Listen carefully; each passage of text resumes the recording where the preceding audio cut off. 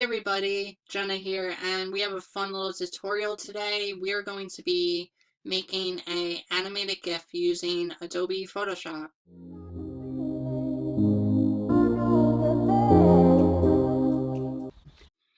So we have this email design here for Underpaid Clothing, which is my clothing brand, and it's just a little Halloween themed email for a Halloween sale that I'm running. And what I wanted to do is create some lightning in the background, as you could see. And in this tutorial, I wanted to show you how I created this lightning effect in the background. So the files for this tutorial is going to be down in the description. I'm going to have a Dropbox link to everything you're going to need to get started on this tutorial. Now, when you download it, the only thing that's going to be different about it is it's going to not have my pictures and logo in it, but it will have you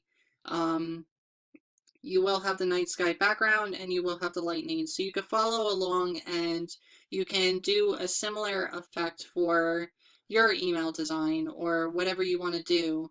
Um, Animated GIFs, there's a ton of things you can do with them.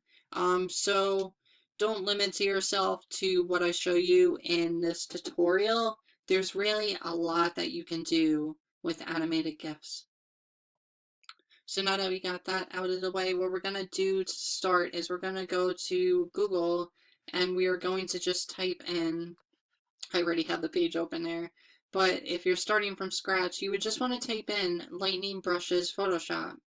And then you click on the different links. I already found a set of brushes that I like. It's from this link here on DeviantArt. So what we're going to do is we're just going to download that. Then we are going to navigate to our downloads folder. We have them right here. So what we're going to do is we're going to go to Photoshop. We're going to go to Window, Brushes. And then we're going to go to Import Brushes. And from there, you can go and you can find the brushes that you just downloaded. We could sort by date modified.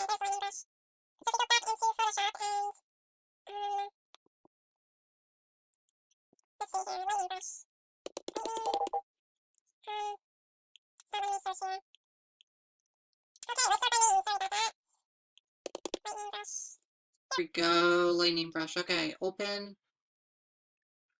And what that will do is that will install the lightning brushes. Should be down at the bottom. Yep, lightning brushes right here.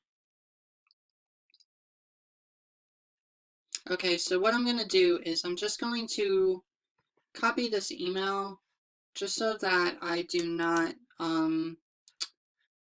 because the email is already done and I'm just going to go over this with you guys. I was just doing this email tonight and I thought it'd be an awesome opportunity for me to come in here and do a quick tutorial for you guys to show you how to do the same effect. So we're just going to open this a second time so we can start from scratch.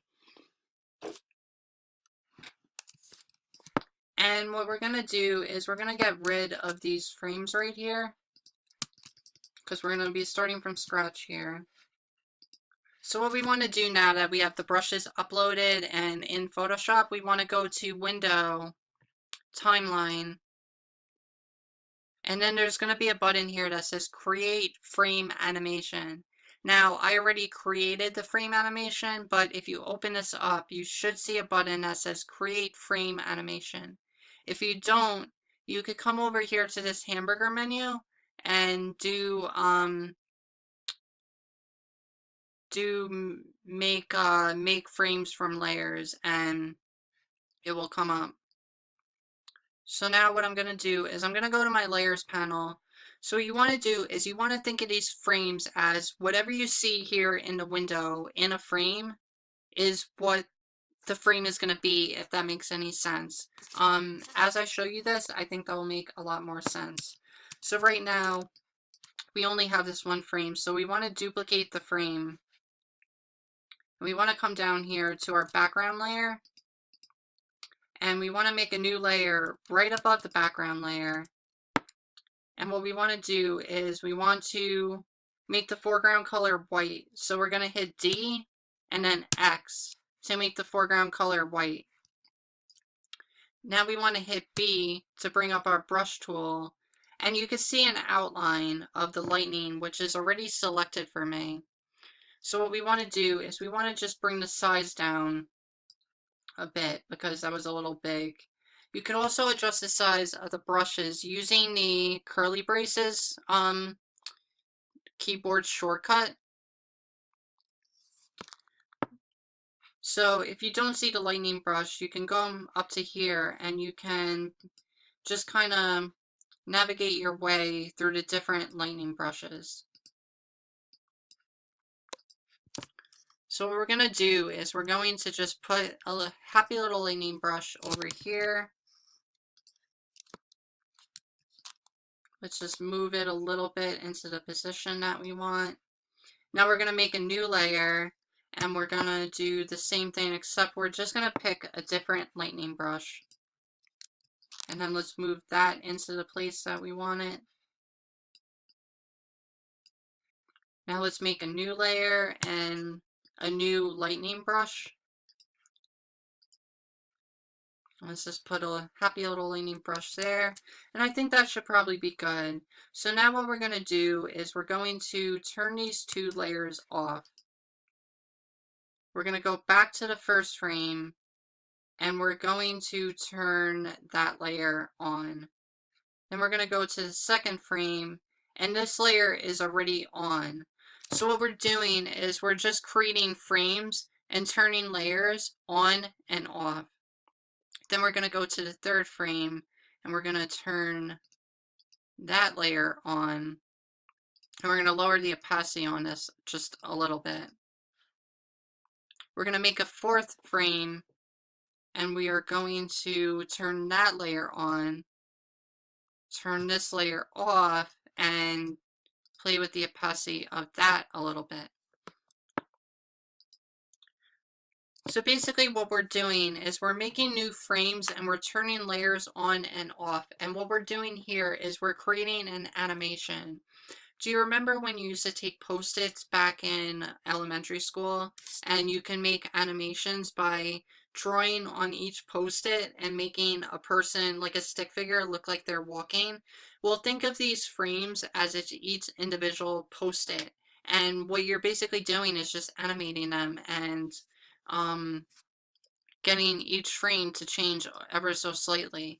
So what we can do now, if we hit the play button at the bottom with the first frame selected, as you can see, that's kind of fast. So what we want to do is we want to just take this, select all frames by clicking on the first frame, then clicking on the last frame while having Shift held down.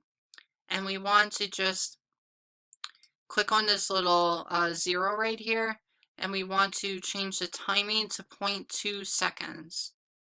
Now let's click on the first frame again and hit play.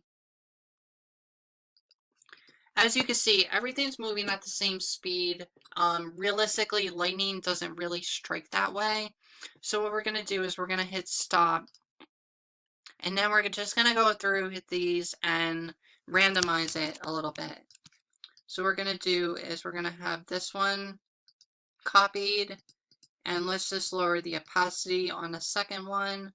Let's copy it again, but get rid of it. So we'll have a pause here. And then this one, let's double click on it and add a white outer glow to it by just clicking on the white here, playing with the opacity and playing with the sizing here. Click OK. Let's click this one again and lower the opacity. While this one is coming in, that's good. Click that one again, make this one disappear. So you get the point here. I'm kind of playing around with the layers, clicking things on and off. Let's give this one an outer glow by duplicating it and going to outer glow, clicking on outer glow, and then that one has an outer glow. So let's change the timing to 0.5 seconds only on the last frame. Go back to the first frame. I want to duplicate that actually, and let's start with no lightning at all by turning the lightning off on the first frame. So now we're going to hit play, and something seemed to happen. I don't know why that turned off, but it did. So let's just, on the last frames, for some reason, the lightning got turned off. So let's just turn that back on.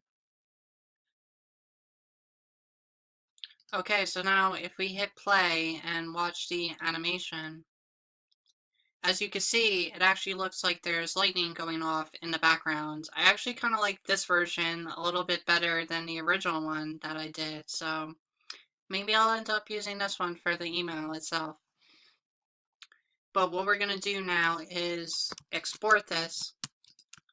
So we don't want to export the entire email because it's actually pretty big. So when you're designing an email in Photoshop, what you want to do is you want to create slices. And slices are basically just different areas of the email that you'd like users to click on. So what I would probably do for this one is do a slice for, how would I do this actually? I'd probably use image maps for this. So for the sake of this tutorial, we're going to go to our slice tool here on the side. You could also hit C to bring up the slice tool, but it might bring up the crop tool. So we got the crop tool here. If you see the crop tool, you just want to click on this and then click on the slice tool. And then what you could do is just drag a slice to the area that you want to export. And then you want to go up to File, Export, Save for Web Legacy. And then we're just going to save this as a GIF. By the way, is it GIF or is it GIF? Let me know down in the comments which one you think it is. I call it GIF, it's not GIF, because that's like how the peanut butter is spelled, but let me know how you pronounce it. So we got GIF selected here. You can even play the animation down here to see how it's going to look on export. And we're going to just save this into the folder that we are working with. Click Save. And then let's go to the folder. Let's go to Images. And there you have it. You have your animated GIF where it looks like there's lightning going off in the background of the email.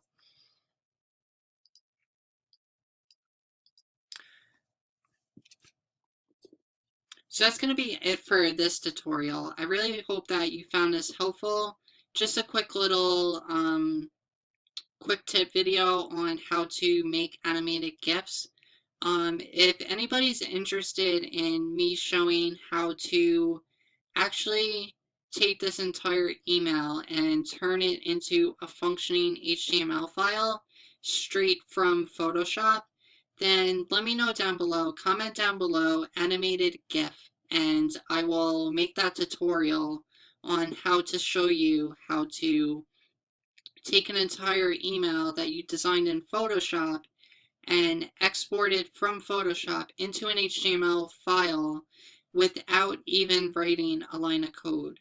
So if you want me to do that tutorial, let me know down in the comments below, and I will do that for you.